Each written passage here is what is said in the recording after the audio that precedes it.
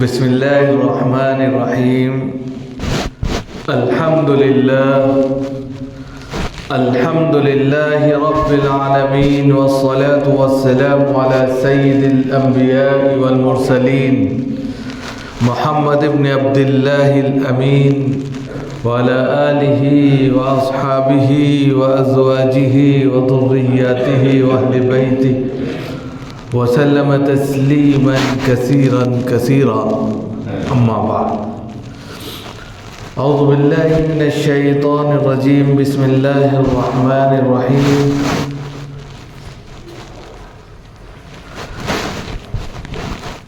وما خلقت الجن والإنس إلا ليعبدون. صدق اللہ العلی العظیم. محترم بزرگ اور دوستوں، دینی اور ایمانی بھائیوں، اللہ رب العزت کا شکر ہے، اس کا کرم ہے کہ اس نے ہمیں اپنی بارگاہ میں آنے کی توفیق عطا فرمائی. حضرات، ہم سب اللہ کی بندگی کے لیے اس کے دربار میں جمع ہیں، اور ہفتے واری یہ سلسلہ جو آپ کے سامنے لگا ہوا ہے کہ کچھ نہ کچھ کسی نہ کسی مدعے پر بات ہوتی ہے. جمعے سے پہلے یہ اس بنیاد پر ہوتی ہے کہ ہم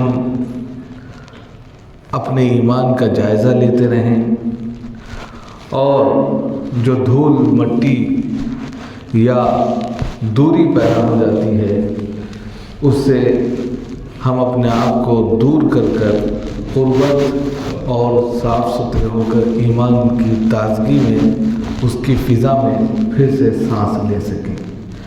گویا کہ اثر نو یا ری اسٹارٹ ہو کر ہم پھر سے ایک نئے انداز میں اپنی عبادت کو پیش کر سکیں. یہ صرف اس لیے کہ کچھ نہ کچھ ہمیں معلوم ہونا چاہیے تاکہ ہمارا دین ہمیں اس طور پر تیار کرتا رہے کہ ہم اللہ کے بندے ہیں، اور ہمارا مقصد اول یہ ہے کہ ہم اس کی بندگی کریں. اس لیے یہ کچھ دیر کی بات ہوتی ہے جس میں ایمان کے جو اہم مدعے ہیں، تقاضے ہیں، ان کو آپ کے سامنے رکھا جاتا ہے تاکہ اس کی روشنی میں ہمیں سب سے پہلے اور آپ کو کچھ فائدہ حاصل ہو سکے. تو دیکھیے، سب سے پہلے تو یہ ہے کہ ہمیں کوشش کرنی چاہیے ہر اعتبار سے کہ ہمارا ہر کام، ہر عمل، ہر ایکٹیویٹی ایسی ہو جو اللہ کو، اللہ کے رسول صلی اللہ علیہ وسلم کو خوش کرتی ہو. زندگی کے بہت سے پہلو ہیں. عبادت کا ایک پہلو ہے، معاملات کا ایک پہلو ہے، اس کے علاوہ جو ہے اخلاقیات کا ایک پہلو ہے. الگ الگ بہت سے پہلو ہیں. ہر ایک پہلو کو اس طور پر انسان ادا کرے کہ اس میں اللہ کی رضا اور اس کی خوشنودی اگر حاصل ہو جاتی ہے تو پھر انسان کی زندگی کامیاب ہو جاتی ہے. اب عبادت کا ایک شعبہ ہے، تو عبادت کا تعلق جو ہے نماز سے ہے، روزے سے ہے، زکوٰۃ سے ہے، یہ عبادات میں. لیکن عبادات کے ساتھ ساتھ ہمارا سب سے زیادہ تعلق جو پڑتا ہے وہ معاملات سے پڑتا ہے، کیونکہ ہم کوئی نہ کوئی کام کرتے ہیں، کسی نہ کسی کے تھرو کام کرتے ہیں، کسی کے یہاں کام کرتے ہیں، تو اس میں ایک دوسرے کا لین دین ہوتا ہے، ایک دوسرے کی ملاقاتیں ہوتی ہیں، بائع اور مشتری کی حیثیت سے ہم جو ہے تعلقات مزید استوار کرتے ہیں. تو ایسے میں معاملات کا صاف ہونا یہ بھی عبادت ہی کا ایک حصہ ہے، کیونکہ ہم جو معاملہ کر رہے ہیں یا جو کام کر رہے ہیں اس کام میں ہم تبھی فریشنس ہو سکتے ہیں، فری ہو سکتے ہیں، ذہنی طور پر ہم ترقی کر سکتے ہیں جب ہمارا جو معاملہ چل رہا ہے وہ صاف ستھرا، دھوکے پڑنا ہو، کسی طریقے سے کوئی کمی زیادتی نہ ہو۔ یہ ساری چیزیں بھی ہمیں ہماری عبادت اس بات کی طرف لے کر جاتی ہے کہ معاملہ صاف ستھرا ہو۔ عبادت کا اور معاملات کا تعلق بڑا گہرا ہے۔ قرآن کریم میں آتا ہے کہ جب نماز کے لیے پکارا جائے تو سب کام چھوڑ دو، نماز کے لیے چل کھڑے ہو جاؤ۔ وَإِذَا نُودِيَ لِلصَّلَاةِ مِن يَوْمِ الْجُمْعَةِ فَاسْعَوْا إِلَىٰ ذِكْرِ اللَّهِ۔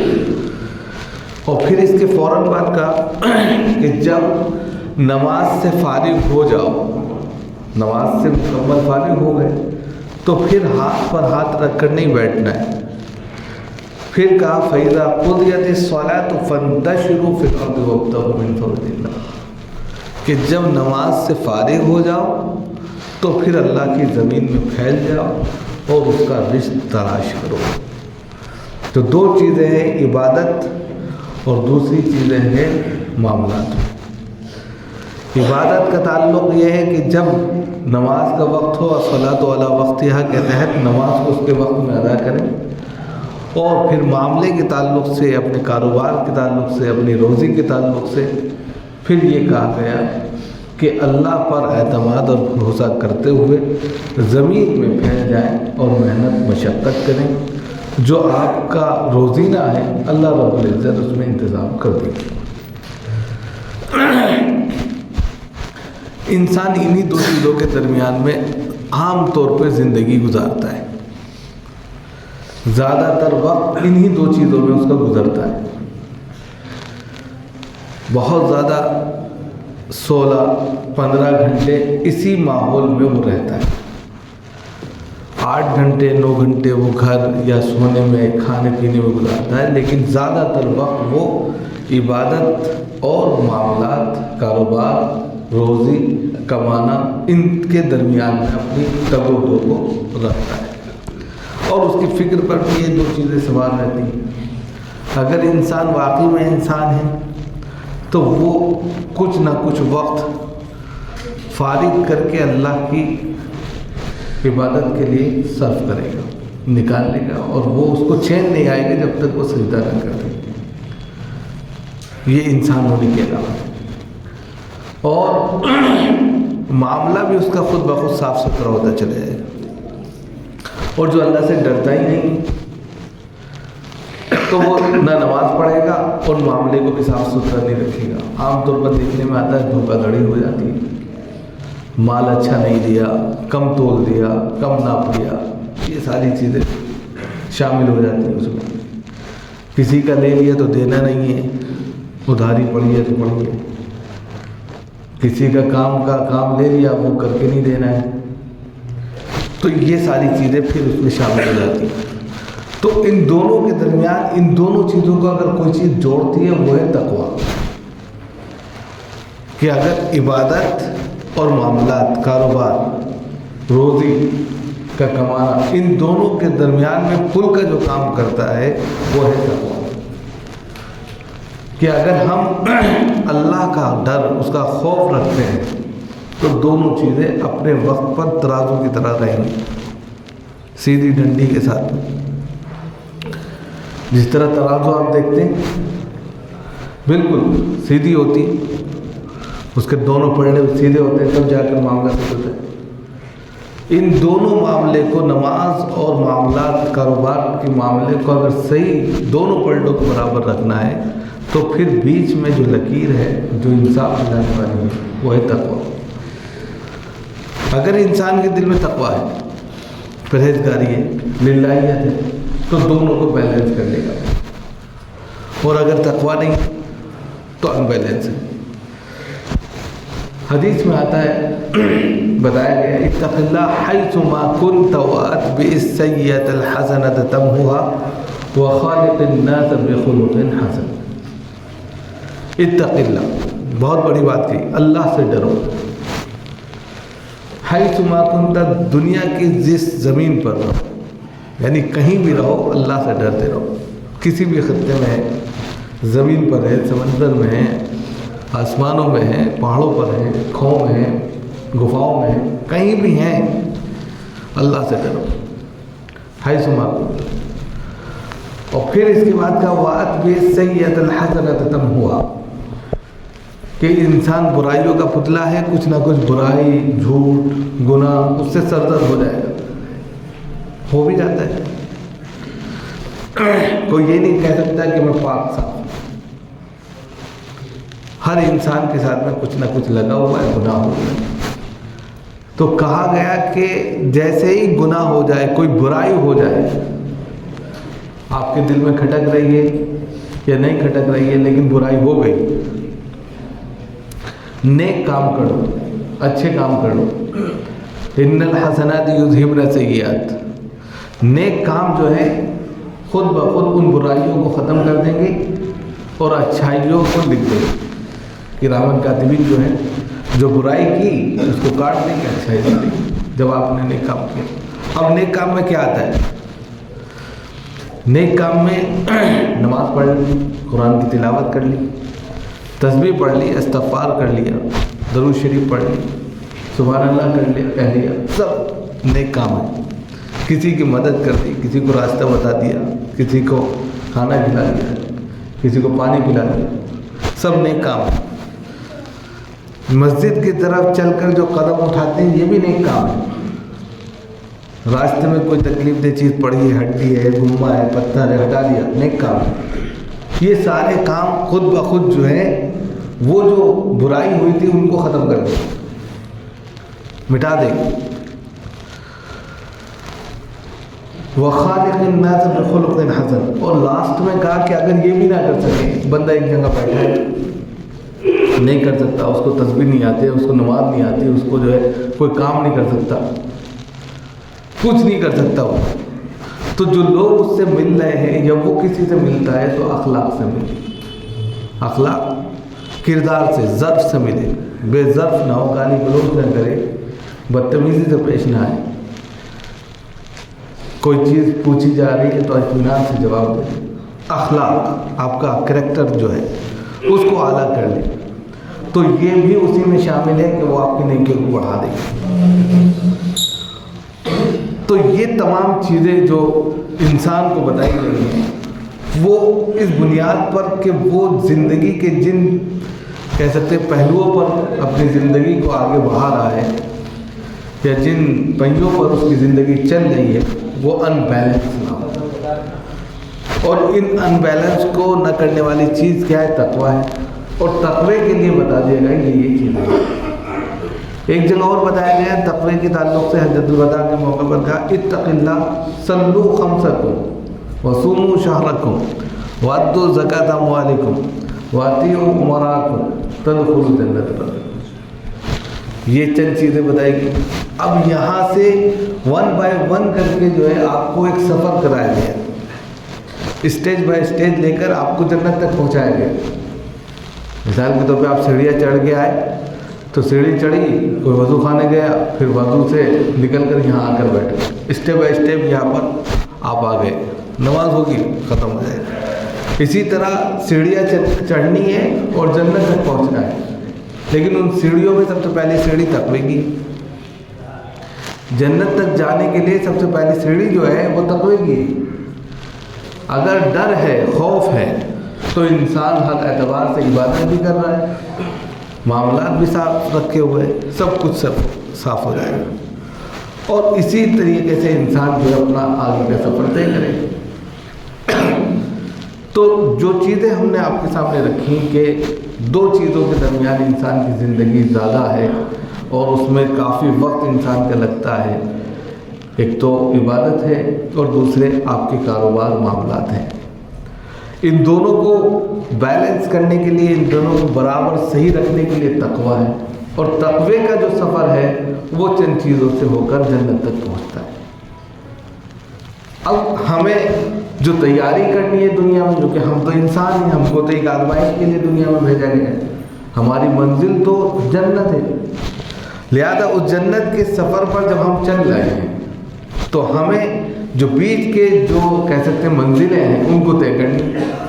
جب تک وہ منزلیں طے نہیں ہوں گی تو ہم جنت تک نہیں پہنچ سکتے۔ مثال کے طور پہ آپ کو ایئرپورٹ جانا ہے، تو جب تک آپ جو ہے کانپور روڈ پر نہیں پہنچیں گے تو ایئرپورٹ تک نہیں جا سکتے آپ۔ اسی طرح عالم باغ چوراہا کراس نہیں کرا تو آپ آگے نہیں بڑھ سکتے۔ تو اسٹیپ بائی اسٹیپ رکھ دی گئی ہیں، وہاں پہنچو گے تو آپ جو ہے منہ سے ایئرپورٹ پر پہنچ جاؤ۔ جنت آپ کی منزل ہے، بیچ میں بہت ساری چیزوں کو رکھ دیا گیا ہے، ان کو طے کرو گے تو وہاں پہنچو گے۔ اسی طریقے سے اب ان کو طے کرنے کے لیے پہلی منزل تقویٰ بتائی گئی، اور تقویٰ بہت بڑی چیز ہے جو ہر چیز کو بیلنس کر لیتی ہے۔ زندگی کے اتار چڑھاؤ کے اندر جو ہے تقویٰ سب سے بہترین چیز ہے۔ بہت ساری چیزیں، بہت ساری خرابیاں آ رہی ہیں، تقویٰ اس کو بیلنس کر لے گا۔ عام طور پر انسان کی زندگی جو ہے کبھی کبھی ایسے رخ پر چلی جاتی ہے کہ خود اس کو اپنی زندگی سے بہت مرتبہ پچھتاوا ہونے لگتا ہے، سوالات ہونے لگتے ہیں۔ لیکن اگر وہ اللہ سے ڈرتے ہوئے اللہ کے حضور میں آ کے توبہ کر لیتا ہے تو اللہ تعالیٰ معاف کر دیتے ہیں، پھر اس کی نئی زندگی شروع ہو سکتی ہے۔ تو تقویٰ ہر اعتبار سے بچا لے گا۔ لیکن تقوی کے بعد دوسرا نمبر جو آتا ہے وہ آتا ہے نماز کا، عبادت کا، کہ ہم جب تقوی کی منزل کو طے کر لیتے ہیں خود بخود آٹومیٹک ہمارے اندر ایک ایسی چیز پیدا ہو جاتی ہے کہ ہم اپنے رب کو خوش کریں، کیونکہ ہمارا جب ہر معاملہ اللہ سے ڈر کر ہو رہا ہے تو اللہ خود بخود ہمارے اندر یہ چیزیں پیدا کر دیتا ہے کہ اس کی بندگی کی جائے، انسان خود بخود اللہ کے حضور جھک جائے گا۔ وہ اقبال نے کہا تھا، تار ہو رومی ہو راضی و غزالی ہو، کچھ ہاتھ نہیں آتا بیاہ سحر گائے۔ بڑے بڑے یہاں پر فلسفی گزرے، بادشاہ گزرے، حکمراں گزرے، لیکن کسی کو کوئی چیز ہاتھ نہیں آئی، ساری دنیا کی دولتیں ان کے پاس تھیں۔ تار رومی ایران اور کہہ سکتے ہیں کہ روم کے بڑے بڑے بادشاہ اور ترم خان، ساری دنیا کی دولت اور فیسلٹیز ان کے پاس تھی، کلچر ان کے پاس تھا، تہذیب تمدن ان کے پاس تھا، سکون نہیں تھا۔ تو سکون کے لیے کہا گیا جب تک راتوں کو نہیں جگا جائے گا، اللہ سے رشتہ قائم نہیں کیا جائے گا، ان کو بھی چین نہیں ہے۔ کچھ ہاتھ نہیں آتا بیاہ سحر ہے، کچھ نہیں ملے گا جب تک راتوں کو جگ کر اللہ کو خوش نہیں کیا جائے گا۔ تہجد میں اٹھنے کی طرف اشارہ ہے۔ تو یہ وہی کر سکتا ہے جس کا دل اللہ سے لگ گیا، جو تمام چیزیں حاصل کرنے کے باوجود بھی مطمئن نہیں، پرسکون نہیں۔ تو پرسکونیت کے لیے راتوں کو جگنا، اللہ سے رشتہ قائم کرنا سب سے اہم ہو جاتا ہے۔ اور جن کا رشتہ اللہ سے بہترین قائم ہو جاتا ہے پھر ان کو اسی میں مزہ آنے لگتا ہے۔ اور پھر یہ بھی کہہ دیا، نا امید نہ ہو ان سے رہبر فرزانہ، کمپوسٹ ہوئے لیکن بے آہ سحر گائی۔ یعنی کہ قرآن نے بھی اس کو پیش کیا ہے کہ لا تقنطوا من رحمت اللہ، لا تیأسوا من رحمت اللہ، کہ اللہ کی رحمت سے مایوس نہیں ہونا چاہیے۔ انسان چاہے جتنے گناہ میں ڈوبا ہوا ہے، پریشان ہے، مشکلات میں ہے، کٹھنائیوں میں ہے، جیون اس کا بڑا سنگھرش طریقے سے گزر رہا ہے، سب کچھ اس کے ساتھ لگا ہوا ہے، کوئی چیز اس کے فیور میں نہیں، امید سے نہ کھڑے، نہ امید نہ ہو، ایک نہ ایک دن یہ صورتیں، یہ حالات، یہ وقت، یہ تمام چیزیں بدل جائیں گی، اچھائیاں آئیں گی، کیونکہ دنیا تو آزمائش کی بھٹی ہے، یہاں سے تو نکلنا ہے، کوئی تیزی سے نکل گیا، کوئی تب کے نکلا، لیکن نکلنا ہے۔ اور اصل منزل کہاں ہے؟ جنت ہے۔ تو وہاں تک پہنچنے کے لیے ہمیں بہت محنت کرنی ہے۔ تو اس میں سب سے پہلے تقویٰ ہے، تقوی کے بعد عبادات آ جاتی ہیں۔ اب عبادات میں بہت ساری چیزیں، جیسے حدیث میں بتایا، صلو خمسکم، 5 وقتہ جو نمازیں ہیں یہ تو ہر انسان پر فرض ہیں،